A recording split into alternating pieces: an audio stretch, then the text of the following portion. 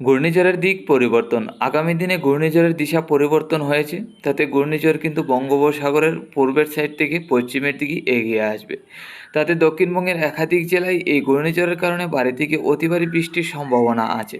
এছাড়া দক্ষিণবঙ্গে রয়েছে মেঘলাভাব। গতকাল থেকে বৃষ্টির সম্ভাবনা আছে, তা থেকে আজকের দিনে কোন কোন জেলায় কী পরিমাণ বৃষ্টি হবে, তাতে কোন সময় হবে, এছাড়া আগামীকাল বৃষ্টির সম্ভাবনা আছে কি না, যদিও থাকে তাহলে আগামীকাল কোন কোন জেলায় বৃষ্টি হবে।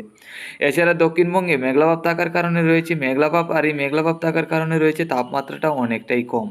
তাতে আগামী দিনে দক্ষিণবঙ্গের তাপমাত্রাও ঊর্ধ্বমুখী হচ্ছে কিনা তাও আমরা দেখে নেব। আমরা সরাসরি চলে যাব লাইভে। আজ 19শে মে রবিবার 2024। আমরা প্রথমে দেখে নিচ্ছি নিম্নচাপ এবং বৃষ্টির সম্ভাবনা দক্ষিণবঙ্গে আজকে এবং আগামীকাল বা আগামী দিনগুলিতে। তারপরে যাব ঘূর্ণাবর্ত বা ঘূর্ণিঝড়ের আপডেটে এবং তাপমাত্রাও দেখে নেব। দেখুন, আমরা নিম্নচাপ আজকে সকাল থেকে আমরা লক্ষ্য করতে পারছি বৃষ্টির যে সম্ভাবনা, তাতে আমাদের ত্রিপুরা, বাংলাদেশের ঢাকা, কুমিল্লা এবং বরিশালের দিকে। তা থেকে হয়তো আজকে সকাল থেকে ছিটাফোঁটা বৃষ্টি চলছে কিছু কিছু জেলায়। আমাদের ত্রিপুরার দক্ষিণের সাইড নিয়ে কিন্তু তেমন বৃষ্টি নেই, উত্তরের সাইড নিয়ে কিছুটা হয়তো হালকা পাতলা ছিটাফোঁটা বৃষ্টি হয়েছে আজকে সকালে। এছাড়া বাংলাদেশের উত্তরে সিলেট, ময়মনসিংহের দিকে মেঘলাভাব আছে, এদিকে বৃষ্টির কোনো সম্ভাবনা থাকছে না। আসামে শিলচর, করিমগঞ্জ, হাইলাকান্দি জেলার মধ্যে মেঘলাভাব রয়েছে, ওইসব জেলার মধ্যেও বৃষ্টি নেই। শিলিগুড়ি, আলিপুরদুয়ার, গুয়াহাটির মধ্যেও হালকা পাতলা বৃষ্টির সম্ভাবনা আছে আজকে সকাল থেকে। এছাড়া বাংলাদেশের রাজশাহী, রংপুর, খুলনা বিভাগের দিকে মোটামুটি পরিষ্কারই।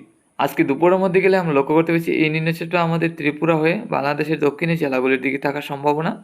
তাতে ঢাকা, রাজশাহী, খুলনা বিভাগের মধ্যে নিম্নচাপটা থাকবে, যা থেকে দুপুরের মধ্যে হালকা পাতলা ঝড় বৃষ্টি রাজশাহী, ঢাকা এবং খুলনা বিভাগে থাকার সম্ভাবনা। এছাড়া আমাদের ত্রিপুরা, আসামের শিলচর, শিলিগুড়ি, আলিপুরদুয়ার, গুয়াহাটির দিকে হালকা পাতলা মেঘলাভাব থাকবে, তাতে দুপুরের মধ্যে কোনো রকমভাবে বৃষ্টি হবে না। বিকাল থেকে সন্ধ্যা রাত্রির মধ্যে আমরা লক্ষ্য করতে পারছি সম্পূর্ণ বাংলাদেশেই হালকা পাতলা বৃষ্টির সম্ভাবনা। আমাদের ত্রিপুরা, আসামের শিলচর, করিমগঞ্জ, হাইলাকান্দি জেলার মধ্যেও, শিলিগুড়ি, আলিপুরদুয়ার, গুয়াহাটির দিকেও এই হালকা পাতলা বৃষ্টির সম্ভাবনাটা আছে।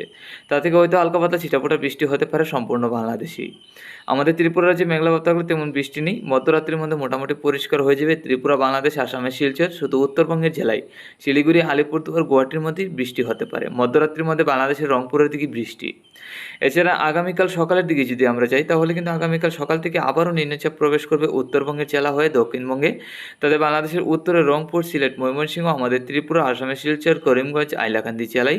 এছাড়া শিলিগুড়ি, আলিপুরদুয়ার, গুয়াহাটি সহ হালকা পাতলা ঝড় বৃষ্টির সম্ভাবনা আছে আগামীকাল সকালের দিকে। দুপুরের মধ্যে গেলে মেঘলাভাব থাকলেও তেমন বৃষ্টির সম্ভাবনা থাকছে না। ত্রিপুরা, বাংলাদেশের একাধিক জেলার মধ্যে হালকা পাতলা মেঘলাভাব থাকবে। তারপর বিকাল থেকে সন্ধ্যা রাত্রির মধ্যে নিম্নচাপ থেকে বৃষ্টির সম্ভাবনা কলকাতা, বাংলাদেশের খুলনা বিভাগ, তারপর বাংলাদেশের উত্তরে রংপুরে। এছাড়া বাকি জেলাগুলির মধ্যে বৃষ্টির সম্ভাবনা নেই। মধ্যরাত্রির মধ্যে শিলিগুড়ি, আলিপুরদুয়ার, গুয়াহাটি, তারপর বাংলাদেশের রংপুরে হালকা পাতলা ঝড় বৃষ্টির সম্ভাবনা। এছাড়া বাকি জেলাগুলি পরিষ্কার থাকবে।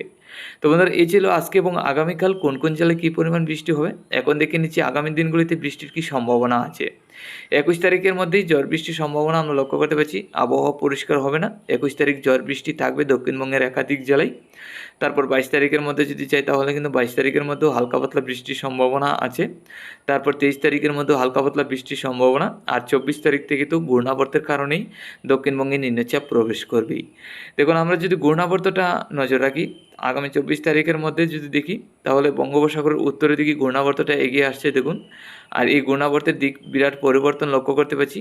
বঙ্গোপসাগরের পূর্বের উপকূল থেকে বঙ্গের পশ্চিমের উপকূলের দিকে চলে যাবে এই ঘূর্ণাবর্ত এবং নিম্নচাপগুলি আগামী 24 তারিখের মধ্যেই। তাতে উড়িষ্যার উপকূলের দিকে এই ঘূর্ণিঝড় এগিয়ে যাওয়ার সম্ভাবনা আছে। আর এই ঘূর্ণাবর্ত থেকে ঘূর্ণিঝড় তো তৈরি হচ্ছে না, আমরা এখনও যেটা লক্ষ্য করতে পারছি তেমন ভারী নিম্নচাপ থাকছে না, হালকা পাতলা নিম্নচাপ। তো উড়িষ্যার উপকূল ধরে এই ঘূর্ণিঝড়টা ল্যান্ডফল করবে আগামী 25 তারিখে। দেখুন, উড়িষ্যার উপর আমরা ল্যান্ডফল করতে লক্ষ্য করতে পারছি 25 তারিখে এই ঘূর্ণাবর্ত। আর মোটামুটি নিম্নচাপ লঘুচাপগুলি আমাদের মধ্য ভারতের দিকে 25 তারিখ থেকে 26 তারিখ এবং 27 তারিখের মধ্যে থাকবে।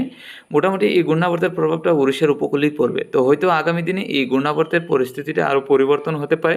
তাতে এই ঘূর্ণাবর্ত থেকে ঘূর্ণিঝড় তৈরি হতে পারে। তো প্রত্যেকদিন আমরা নজর রাখবো এই ঘূর্ণাবর্তের দিকে।